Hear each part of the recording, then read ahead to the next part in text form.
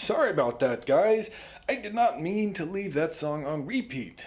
However, that thing that Jasper Cole brought into the studio tried to attack us. Got a hold of my utility knife, and I swear it was trying to shank me. I've seen that look before when Herb had a sous chef that tried to use margarine. So we had to take care of it, and I didn't really have this system set to do anything except play the song. So, again, I'm sorry. I don't know what it was. Jasper swears that it was a rabbit, but that I am not so sure on. Eventually we fought it, or ran from it, and we got it out the door, and Jasper ran after it, and I just closed it behind him. I know he had a lot left in his segment on how to use tomato as a proper sunscreen, but we can cover that another time. I would like to move on. Speaking of on the move, the Great Sludge River. Now, last time I talked about this, I kind of asked for some suggestions or ideas from people, and I got a few messages in, mostly from Figarden citizens. They dropped it in the anonymous message box that sits out in front of my studio. One person said, I think we need to send some scouts out to make sure Dusty is telling the truth. Remember when he swore that there was a giant frog under the town?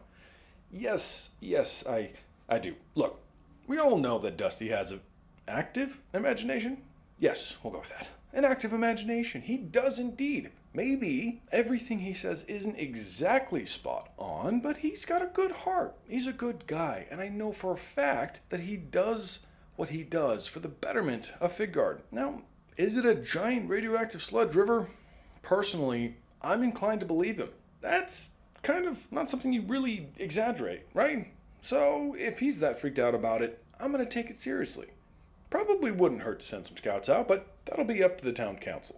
I got another message, and this one, instead of questioning Dusty, tried to offer a solution. Maybe we dig a path to divert it to one of the canals in the area.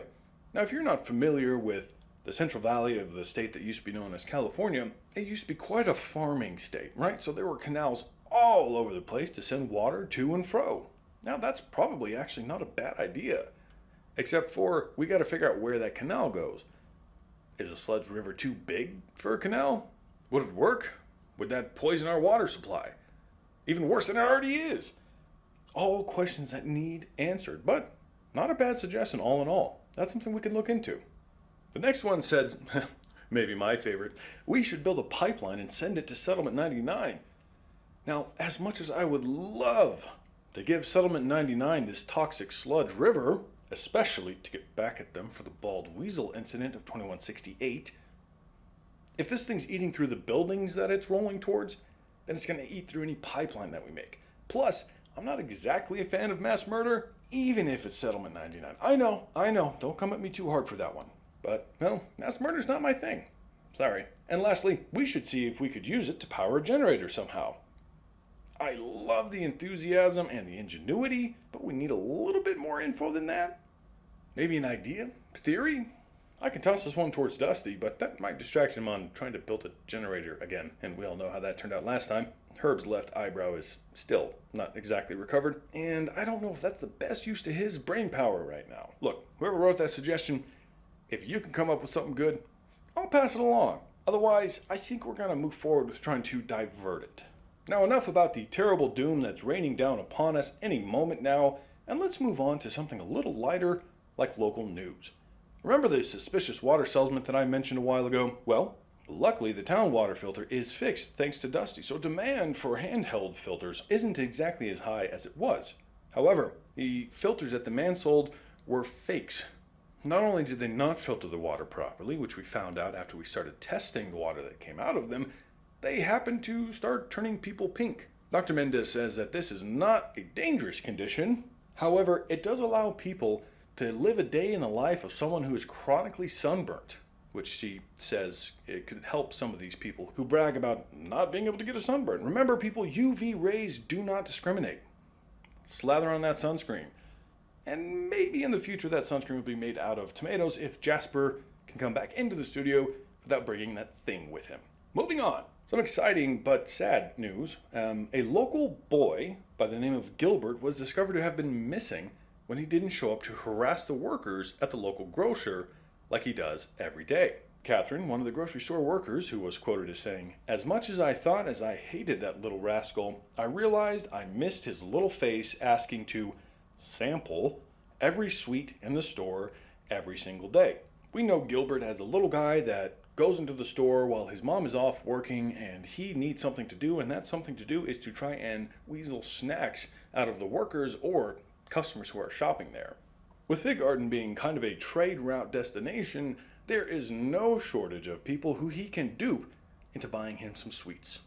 Dr. Mendez has commented on his teeth condition being not great and tried to get them to stop giving him sweets, but no one can resist those chubby little cheeks, one person said, as they were being questioned on if they had seen him recently. To find this little guy, the town is putting together a search party and will be heading out in just a little bit. In fact, Herb needs me in the diner after the show to get some coffee together to send with the search party. While I work there, I'm also happy to volunteer to help these wonderful people out to bring Gilbert back safe and sound, because I'm sure he's out there fine, probably harassing a mutant for whatever rations they have. In fact, I'd be more worried about the mutant at this point. But what's a morning radio show without news from abroad? I bring to you an update on the Junkyard Wars. The situation at the Great Junkyard is heating up faster than a tin roof in summer, right? We've heard that the riveting factions have declared the start of the Junkyard Wars, officially, for some reason, like it's a sport, but appears to be a battle of wits, wills, and welding torches. A couple of people have risen to what appears to be the leaders of the warring factions. A Kragmaw. He runs the Reds, an extremely clever name, as they seem to be using ranged weapons mostly, improvised spears made from pipes and the like, and painting themselves in rust-colored paint. Some say they're even building a catapult made from car parts and springs. We will see how that goes. The other one is a Mrs. Claw. She seems to be leading the other group, which isn't named yet as far as I can tell. A little less pageantry on their end, but that's okay. Reports said that they are fond of booby traps and have taken over the area that houses the engine blocks. More updates to come as scouts and travelers trickle in with more info on the situation. But this is the most exciting news that I have had in a while, and I'm eager to see what happens. In fact, I feel like I should pick a team. Well, listener, tell me, who do you agree with, or who do you want to vote for? Mr. Kragmaw or Ms. Claw? Let me know in the messages under this broadcast, or give a call. The number is available in the info of the broadcast.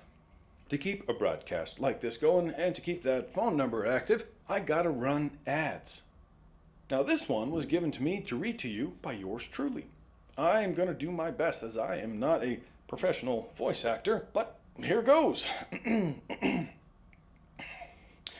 Attention survivors and thrivers out there in the wasteland. Today, I bring you a beacon of hope and cleanliness in these trying times. The revolutionary algae biofilm scrubber pad. In a world where resources are scarce and the environment more challenging than ever, this isn't just any scrubber. It's a testament to human ingenuity and the relentless spirit of survival. Forged from the resilience of algae, nature's own survivor, these scrubber pads are here to tackle the remnants of the old world and the grime of the new. Whether it's the soot from last night's fire or the remnants of scavenged feast, these pads scrub away the past, preparing us for a brighter tomorrow. But the marvel doesn't end at their scrubbing prowess. In a world where every little bit counts, these scrubber pads are fully biodegradable. Once they've served their noble purpose, return them to the earth from whence they came, leaving no footprint behind in our quest for survival and cleanliness. Let's not forget, in times of scarcity, the dual purpose of everything we cherish. While these pads stand between you and the dirt of yesterday, they also serve as a reminder of the green world we strive to rebuild. Yes, my fellow survivors, even in the act of cleaning, we're planting the seeds for tomorrow's forests. So if you're out there clinging to hope and fighting for a cleaner, greener world amidst the ruins, the algae biofilm scrubber pad is your ally. Stay strong, stay clean, and remember, with every scrub, we're not just cleaning up, we're building up. These can be found at the local grocers, stores, and trading posts all around the Central Valley. Yeah, like I said, I'm no professional. Did my best, hope you liked it. Dear listener, I am happy to have some good news for you. Turns out Marshall and his scavenging crew are still alive.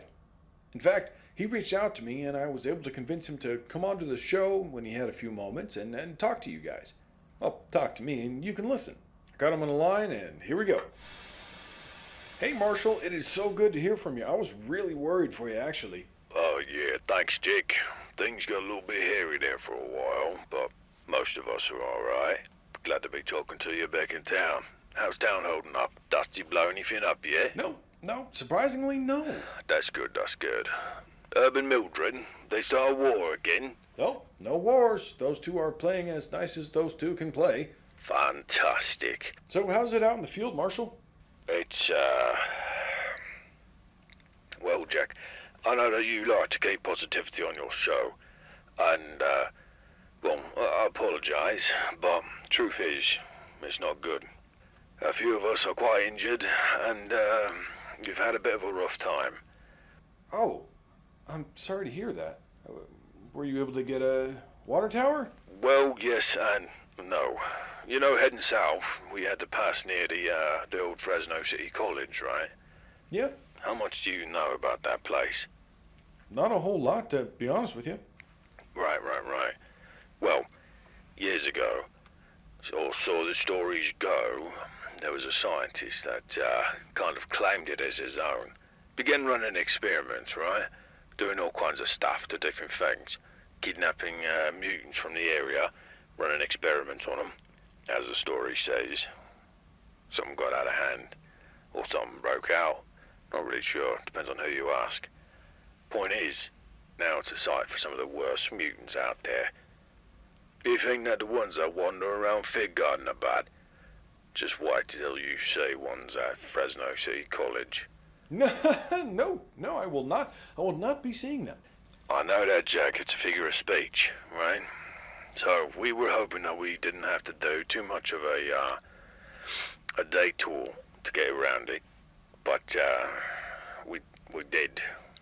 As we're getting close, I started seeing movement on the horizon over some ruins of the buildings, and I thought, I don't know, maybe it's a flying one, right? No, this thing was so tall, its head poked above the buildings. Oh. Yeah, so we did have to detour, and that brought us close to some territory of the undesirables.